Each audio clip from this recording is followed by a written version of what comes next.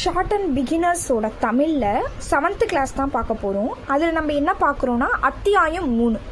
இந்த எக்ஸசைஸ் என்ன சொல்லுதுன்னா, இடைப்படும் உயிர்களும் எழுத்தும் இடமும். இதுக்கு என்ன அர்த்தம்னா இன்டர்வெனிங் வவ்வல்ப்பா.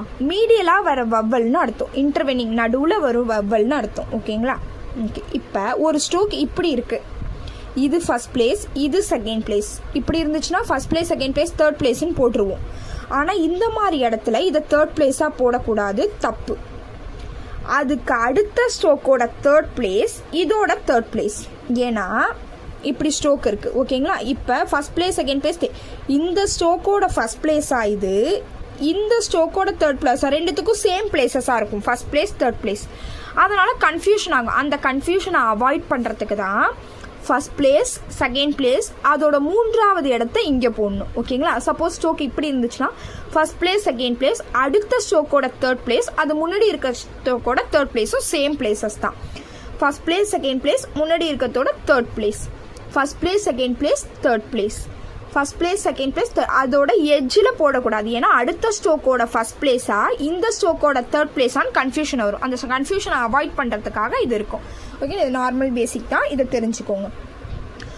காடு, காடு.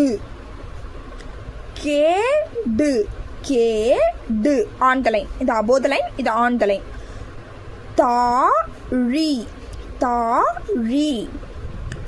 தோழி, தோழி. கூடி,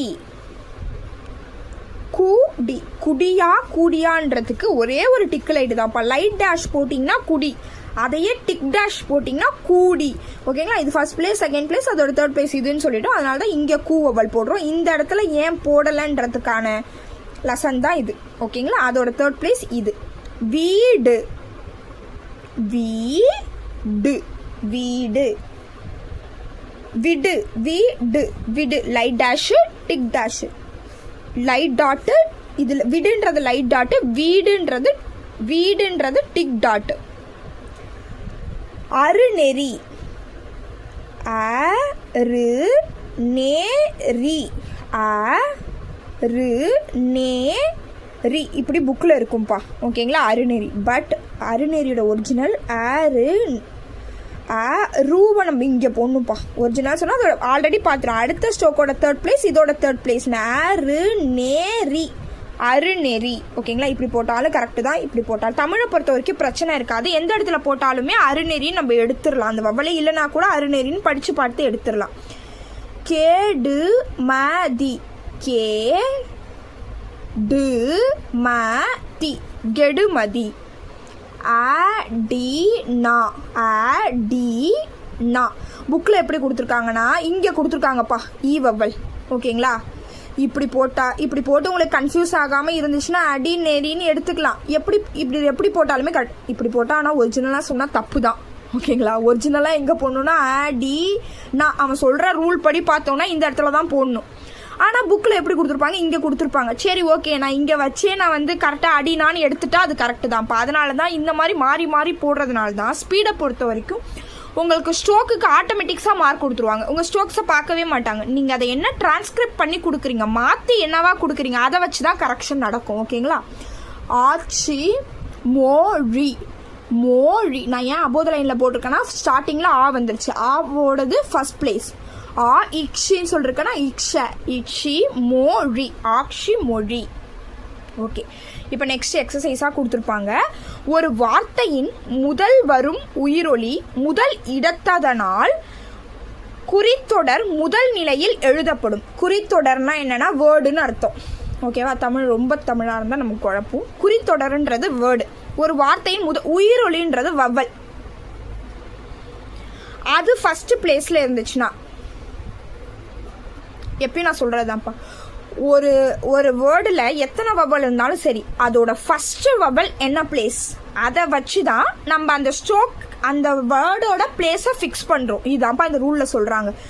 அலி, ஆ வவ்வல் ஃபஸ்ட் பிளேஸு. அப்போ நம்மளோட ஸ்ட்ரோக்கும் ஃபஸ்ட் பிளேஸ். அவ்வளோதான். ஆ லீ, அபோவ் த லைன்.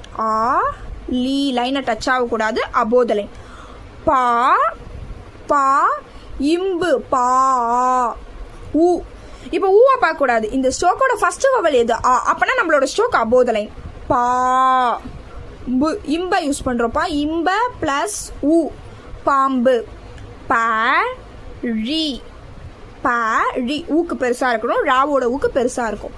காது. கா ப்ளஸ் ஊ இருக்குது, 2 வவல் இருக்குது. ஃபர்ஸ்ட் வவல் அறியுது, அப்போனா ஃபர்ஸ்ட் பிளேஸ் நம்மளோட ஸ்ட்ரோக் அபோவ் தி லைன். கா து காது.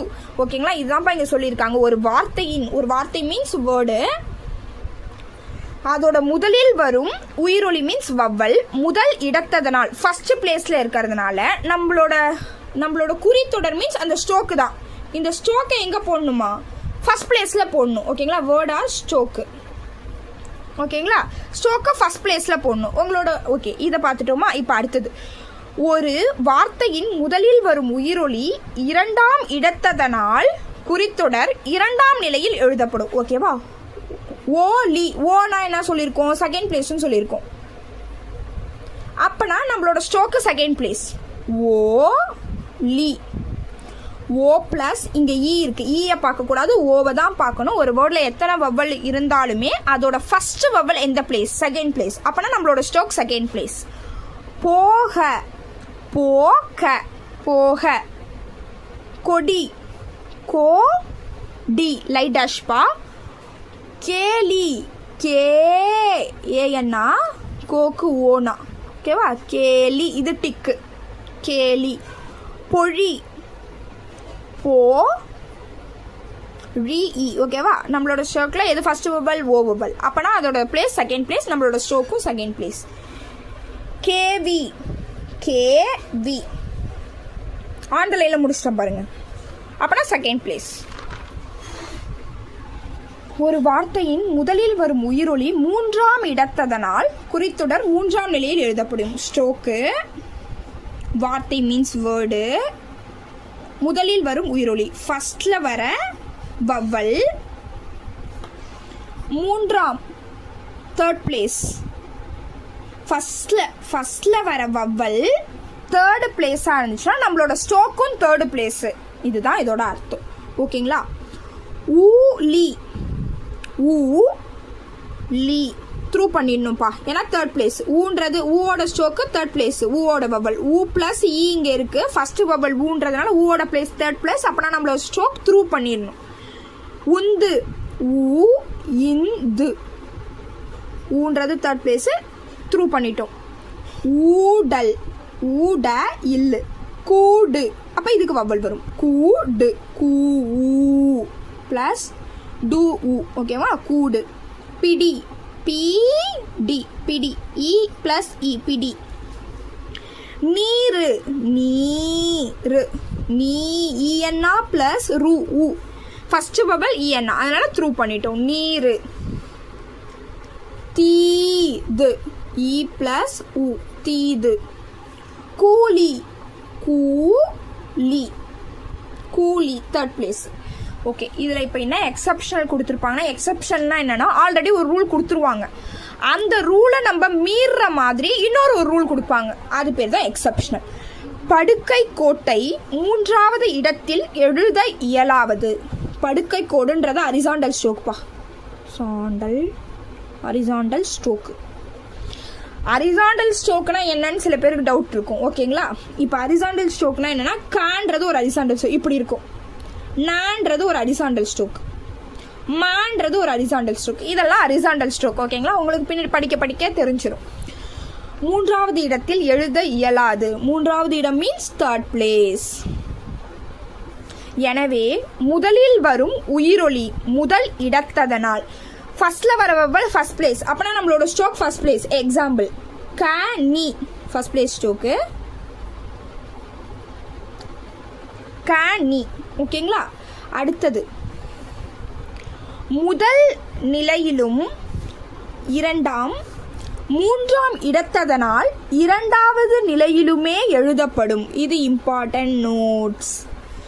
2ஆம் 3ஆம் இடத்தனால் செகண்ட் பிளேஸாக இருந்தாலும் சரி, தேர்ட் பிளேஸாக இருந்தாலும் சரி, அதை எங்கே எழுதணுமா? 2வது இடத்தில் எழுதவும். இதுதான்ப்பா எந்த ஸ்ட்ரோக்கை? Only for horizontal stroke. ஓகேங்களா? படுக்கை கோட்டை இரண்டாவது இடத்தில் இருந்தாலும் மூன்றாவது இடத்தில் இருந்தாலும் அதை இரண்டாவது இடத்திலே எழுதணும். இதை தான்ப்பா அவங்க சொல்றாங்க. ஓகேவா? கூனி, கூனி, கூனி.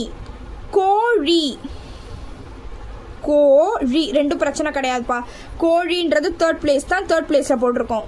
கூனின்றது தேர்ட் பிளேஸு, இது சாரிப்பா கோழின்றது செகண்ட் பிளேஸு, கரெக்டாக செகண்ட் பிளேஸில் போட்டிருக்கோம். கூனின்றது என்ன பிளேஸு? Third place. அப்போனா இது த்ரூ த லைனில் எழுதியிருக்கணும். எந்த இடத்துல எழுதியிருக்கோம்? செகண்ட் பிளேஸில் எழுதியிருக்கோம். ஏன்னா இது ஒரு படுக்கை கோடு, காணி படுக்கை கோடு. இதை த்ரூ பண்ணி காட்ட முடியாது. கூலின்னு வச்சுக்கோங்க, த்ரூ பண்ணி காட்ட முடியுமா? இது படுக்கை கோடு அல்ல, படுத்த மாதிரி இருக்கும். ஓகேங்களா? இப்படி த்ரூ பண்ணி காட்ட முடியாது நம்மள. இப்படி லேன்னு ஒன்று இருந்தால் தான் த்ரூ பண்ண முடியும். இது மாதிரி ரெண்டுமே படுக்கையில் இருக்குது. அந்த மாதிரி கோட்டை தேர்ட் பிளேஸில் போடாமல் செகண்ட் பிளேஸ்லேயே போடணும் அப்படின்றது தான் இந்த ரூல் சொல்லுது.